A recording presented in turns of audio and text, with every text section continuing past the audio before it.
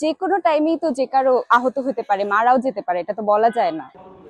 জীবনটাই সংকটের মুখে, সেখানে তো পড়াশোনার চিন্তাটা অনেক বড় একটা বিলাসিতা অবশ্যই। ছাদের বিভিন্ন অংশ খসে পড়ছে, তো এইটাও তার একটা।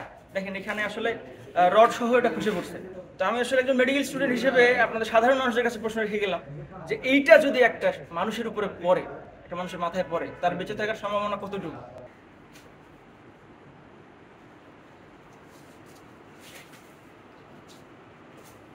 আমাদের যে সমস্যাগুলো হচ্ছে সেগুলো হচ্ছে আমাদের বিল্ডিং গুলো খুবই পুরাতন, এবং আমাদের একটা বিল্ডিং এ রিসেন্টলি ছাদ খসে পড়ার অভিযোগও পাওয়া গেছে, এবং নিচতলায় একটা রুম আছে যেখান থেকে বৃষ্টি হলেই পানি টপ টপ করে পড়তে থাকে, এবং হচ্ছে নিচেও পানি জমে যায়, এরকম হয়ে যায়। আবার আমাদের যে মিলন হলের পিছে ড্রেনটা একদমই খোলা।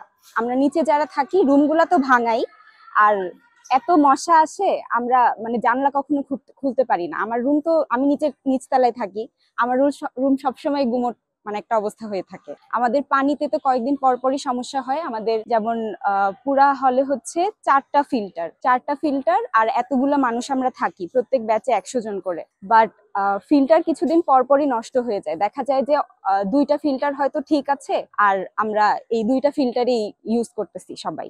এবং কর্তৃপক্ষকে যখন বলা হয় তখন তারা বলে যে তোমরা হচ্ছে ঠিক মতো ইউজ করতে পারো না। কিন্তু এতগুলা মানুষ যদি মাত্র দুইটা ফিল্টার ইউজ করি, এটা তো মানে এটা প্রত্যাশা করাই তো গ্রহণযোগ্য না যে হচ্ছে আমরা ফিল্টারটা ভালো থাকবে। এরকম আরো অনেক সমস্যা হতে থাকে। যে কোনো টাইমেই তো যে কারো আহত হতে পারে, মারাও যেতে পারে, এটা তো বলা যায় না, তাই না? একটা বিল্ডিং এ হয়েছে মানে যে বাকিগুলোতে হবে না এমন তো কোনো কথা নাই। আমরা যখন হলে আসছি তখনই আমরা এটা অনেক সমস্যার মানে সম্মুখীন হয়েছি। সেটা হচ্ছে আমাদের ফার্স্টে তো আসার পরে আমাদের গণরুম গুলোতে থাকতে হয়।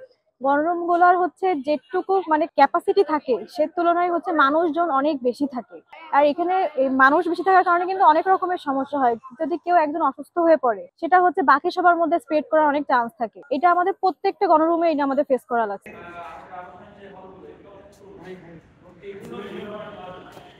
হল তো অবশ্যই আমাদের বাসা, তাই না? আমাদের তো যারা ঢাকা থেকে বাইরে থেকে আসি তাদের এই হল ছাড়া আমাদের আর কোনো আবাসন নেই। এটাই আমাদের একমাত্র আবাসন ব্যবস্থা। আপনি সারাদিন পরিশ্রম করে আমাদের যে ক্লাস হয়, ওয়ার্ড হয়, এক্সাম সবকিছু শেষ করার পরে আমরা ফিরে যাব আমাদের বাসায়। আমরা আশা করব যে আমরা অনেক মানে স্বাস্থ্যকর পরিবেশ পাবো, আমরা নিজেদের মতো একটা স্পেস পাবো, যে স্পেসের মধ্যে আমরা নিজেদের যে সারাদিনের পরিশ্রম কষ্ট সেটা থেকে আমরা বের হয়ে ক্লান্তিটা দূর করতে পারবো। কিন্তু এই অবস্থায় যদি দেখি আমরা যে আমাদের মাথার উপরে ছাদের পলেস্তারা ভেঙে পড়ছে, মানে পুরো দেয়াল উপরের যে মাথার ছাদ সেটা পুরো দুই ভাগ হয়ে গেছে, সেখান থেকে বিশাল টন টন ওজনের যে পলেস্তারা সেগুলো পড়ে যাচ্ছে। এই যে মেন্টাল একটা প্রেশার থাকে, এই প্রেশারে তো অবশ্যই কারোর পক্ষে সম্ভব না যে সে পড়াশোনায় মনোযোগ দিবে। যেখানে জীবনটাই সংকটের মুখে, সেখানে তো পড়াশোনার চিন্তাটা অনেক বড় একটা বিলাসিতা অবশ্যই। কোনো মা বাবাই চাচ্ছেন না যে এই ঝুঁকিপূর্ণ অবস্থায়, যেখানে পরের দিন তার ছেলে বা তার মেয়ে কি বেঁচে থাকবে নাকি মরে যাবে সেটার কোনো নিশ্চয়তা থাকবে না, এমন পরিবেশে পাঠাতে। তো এটার জন্যই আমাদের কর্মসূচি চলছে। 27 তারিখ থেকে আমাদের সবকিছু ক্লাস ওয়ার্ক সবকিছু বন্ধ।